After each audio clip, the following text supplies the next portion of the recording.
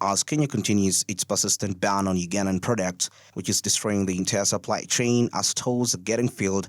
Farmers in Uganda are losing a total of 1.5 billion shillings on long-life milk and powdered milk after acquiring long-at Kenyan stocks that are set to expire. The Kenya National Bureau of Standards only awarded 80 permits to deliver milk to nations in East Africa, leaving producers uncertain about the market. Speaking with an exporter from Fresh Dairy, we learned that they are unable to obtain licenses to export their milk products, and that is the past 2 months that they have not exported any milk to Kenya, despite the fact that there is a lot of milk in businesses and warehouses.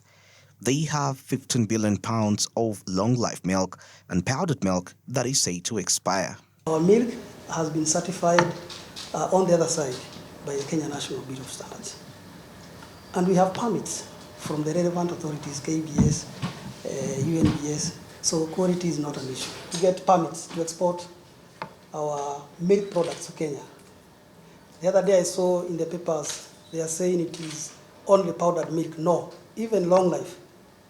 For the last 2 months, we have not been able to do even a single liter of export to Kenya. As a result of this, given that we are in a peak season in terms of the production, the rains are there, there's a lot of milk out there in the farms, prices have collapsed. We are talking about reduction of milk prices from as high as 1,600 in March to a price of 550 as we speak. That's more than 60% price reduction. Prices are collapsing. We are talking about the entire supply chain. Because at the moment, I have not done UHT production for the last 2 weeks. I'm only doing powder just to sustain the machines running. This has also made me get additional godowns to store this powder. And I think we've been taken to one of the godowns where we're keeping the powder. It's almost getting full. I'm holding almost 15 billion worth of powder. While speaking with journalists in Kampala, Captain Mike Mukula, the leader of the Pan-African movement, reportedly stated that it's crucial to increase efforts to address the issue of the milk crisis in Uganda because the government of Uganda is making significant adjustments to domestic spending. In order to resolve this issue, the president must speak with the president of Kenya and pay attention to the farmers' spirit. And it comes in at a time when you'll find that government is adjusting heavily on domestic expenditure. And it is very important that we work collectively to address this matter. I'm very sure that there is something that needs to be done across Kenya. But it's also important that now that we have increased the milk production in the country, never in the history of this country has Uganda produced so much milk like this. It has never happened. And this is a result of peace and stability and good governance under General Yoweri Kaguta Museveni. But those who are trying to impede this spirit and this momentum that the country has been growing this has got to be addressed at a bilateral level. In large numbers, if you look at this, there are very many of them. Most of them are now packed.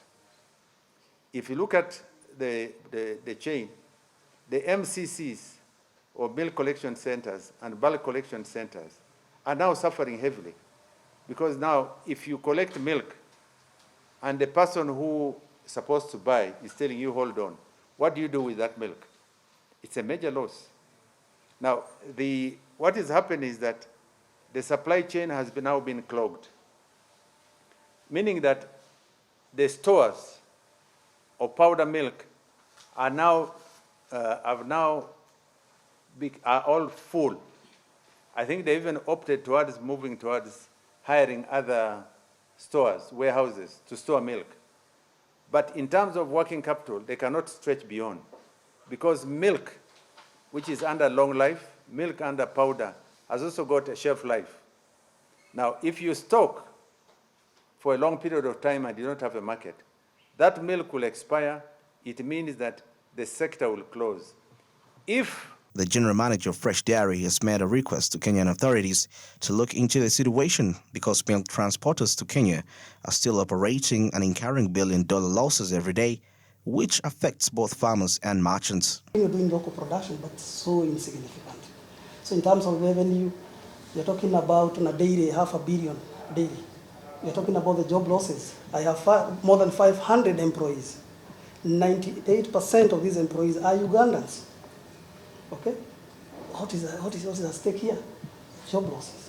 We are talking about the supply chain locally, the transporters who are bringing this meat from Barara, Sebabure, all that network, all those transporters are grounded.